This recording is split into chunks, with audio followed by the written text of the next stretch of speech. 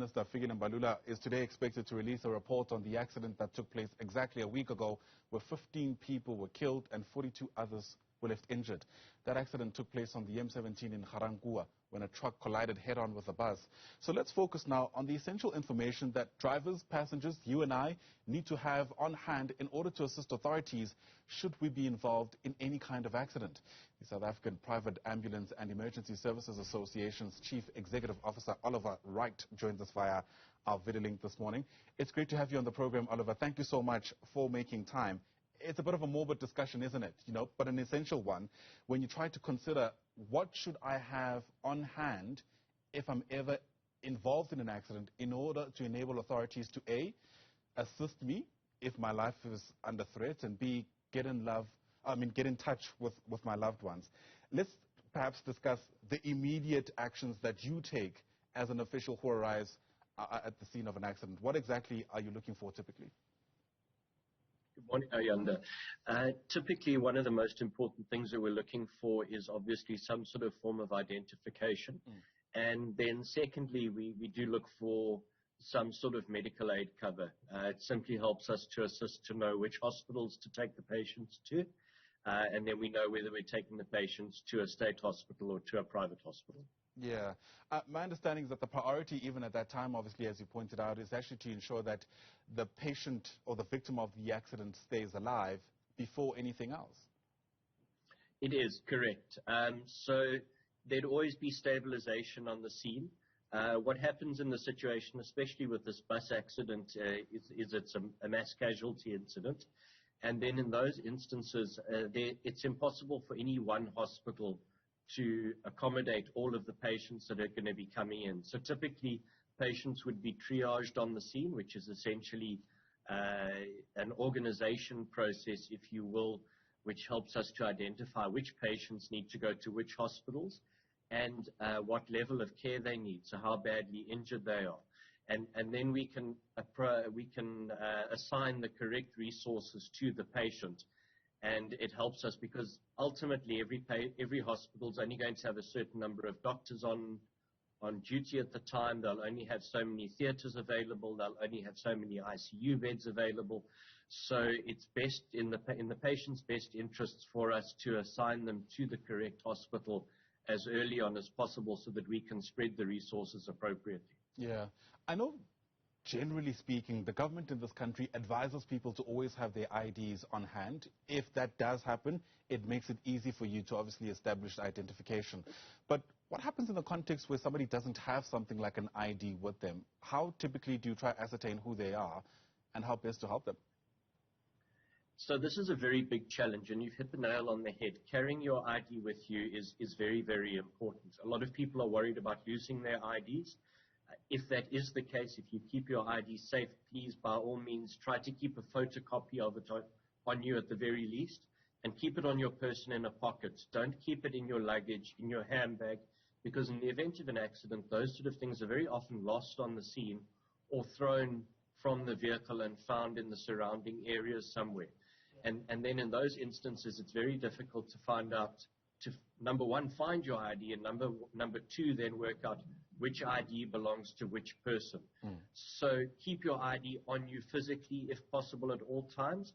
Wear an identification bracelet, which is a very basic bracelet around your arm. It tells us essential information, your name, your ID number, allergies, medical history. If you can get hold of one of those bracelets, that is absolutely the best solution. It's an old product. It's been around for a long time, but still very, very important. Then if we are unable to identify you, obviously we're still going to take you through to hospital, but we won't know your name. The hospital staff aren't going to know your name, and you'll be admitted under an unidentified identity. If you will, unfortunately, it sounds a bit cold, but an unknown female or an unknown male and an approximate age. So it makes it very difficult for anybody to then contact your family. If your family is phoning around at the hospitals and they're saying, I'm looking for someone by a specific name, if the hospital doesn't have your name, they can't tell your family whether you're there or not. And it then becomes a very protracted process afterwards of trying to identify the patient. Typically, we also hear of the advice that people give around having certain contacts saved on your phone with the abbreviation ICE in case of emergency. I'm sure you're familiar with that. Let's call it a strategy, for lack of a better term.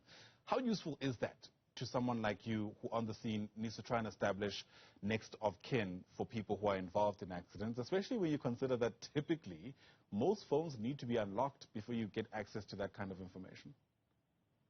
Correct. So 10, 15 years ago, that strategy was fairly effective. It was fairly easy to open up a phone and find those details. We don't recommend it anymore, if I'm completely honest. With the advances of technology these days and the increased use of smartphones, as you've correctly stated, it's increasingly difficult to get into those phones with the various levels of security that they have. Often the phones are damaged during the accident. They could be lost and not on the person. Unfortunately, sometimes also stolen in the event of an accident. So keeping your contact details on a telephone these days is not a reliable way of identifying somebody. You mentioned the ICE concept, and there are actually, that concept has now reverted back to the historic bracelet form, interestingly enough. So we've almost come full circle where we started with medical alert products 30, 40 years ago. There are now ICE products, ICE, if you Google them. And if you have a look on your search engine for a product called ICE bracelet, you'll get a whole lot of results for companies who make these identity bracelets that give us that essential information engraved on them so that we can read it immediately without needing to rely on looking through someone's phone and trying to unlock it, which in most cases is impossible. Sure. In the briefing that the Transport Minister held a few days ago, he spoke about, the expectations and the processes that are going to unfold with the Road Accident Fund for the victims of this accident. It reminds me of an issue that existed in the past between private emergency ambulances companies and the kind of relationship they have with the RAF. Issues around claims, for instance, not being cleared because of administrative issues. And the real concern here is that in some instances, it made private emergency associations reluctant to respond to an accident scene for fear that when they need to claim from the RAF, that money might not be forthcoming. Where are we in terms of that contention? So the Road Accident Fund has updated their claim process quite extensively over the last 2-3 years. And they do require a lot more information in order for a claim to be paid out. Some of the essential information that is required is a patient's name, their full name, its first name and their surname, either an ID number or a passport number if they're a foreigner. If you do not have that information, the Road Accident Fund will not pay for that claim. So it is a lot more difficult, but it is still possible to claim from the fund if you have the appropriate information. All right, so as far as you're concerned, any kind of contestation or contention that came from, associations like yours with the RAF, those have now been put to bed, reasonably speaking?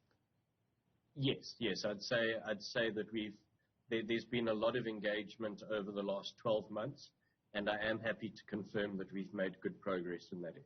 That's good to hear, because obviously lives were at risk, quite literally speaking. What is concerning, though, is that a week since the accident that took place there on the M17 in Ga-Rankuwa, we're told some victims are yet to actually be identified by their families. How often does something like that happen, given the challenges and the issues that you and I have been speaking about in the last couple of minutes? It's a frightening reality in South Africa, and it happens far too regularly. We have a lot of foreigners in the country who often don't keep their passports with them because they're worried about that document either getting lost or stolen, so they'll secure it somewhere safely at home. They often have no next of kin in South Africa who would come to the hospital to look for them and do a physical identity. They aren't on our local databases with the Department of Home Affairs. Locally, a lot of people don't carry ID with them, even though they are South Africans. And what the hospitals will do in that case is they'll admit them, they'll make note of any identifying marks, such as tattoos, scars, birth defects, previous surgeries, and that will go into the description of the patient. And then typically what happens is within a few days after the accident, family members will start phoning a variety of hospitals and police stations asking if any patients fitting a certain description have been admitted. They will then give someone a basic indication of, yes, we may have someone under that that fits that description here or not. Please come through and do a physical identification. If that is not possible, if no family members come forward or there's no preliminary identification of the patient, eventually what will happen is that case will be handed over to the South African Police Service, and they'll need to start doing a formal investigation into trying to identify that person, often using a missing persons database or by going to the Department of Home Affairs with fingerprints for that person.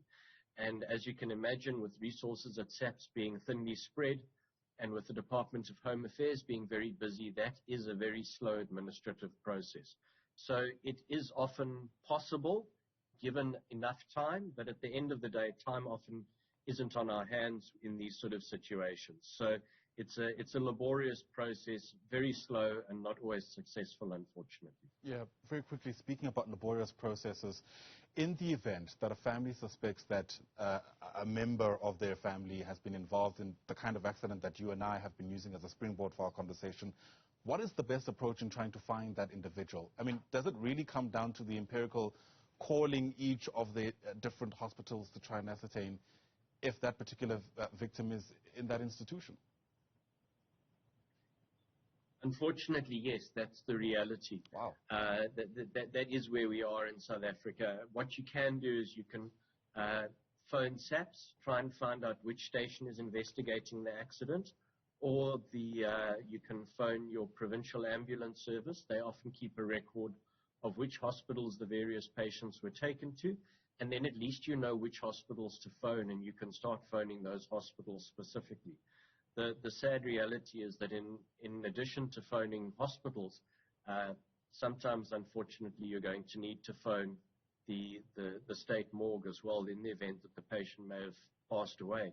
Because sometimes patients that die on these scenes don't go to hospitals. There's no record of them at the hospitals. If they have died on scene prior to the arrival of emergency services, they will be declared as dead on the scene, and they'll go straight to the state mortuary. So the very sad and unfortunately cold reality is that in some instances, if you cannot contact or if you cannot find a record of your loved one at a hospital, your last unfortunately resort is to contact the state mortuary and check if they also have unidentified patients there, which in a lot of cases they do. Sure. Morbid, sobering, but such a crucial conversation. Oliver Wright, thanks very much indeed for speaking to us. Really do appreciate your breaking down what it takes to solve some of these, I guess, cases in some instances. All very important information for anyone who's watching. Oliver Wright is the Chief Executive at SAPAESA. Once again, Oliver, thanks for your time.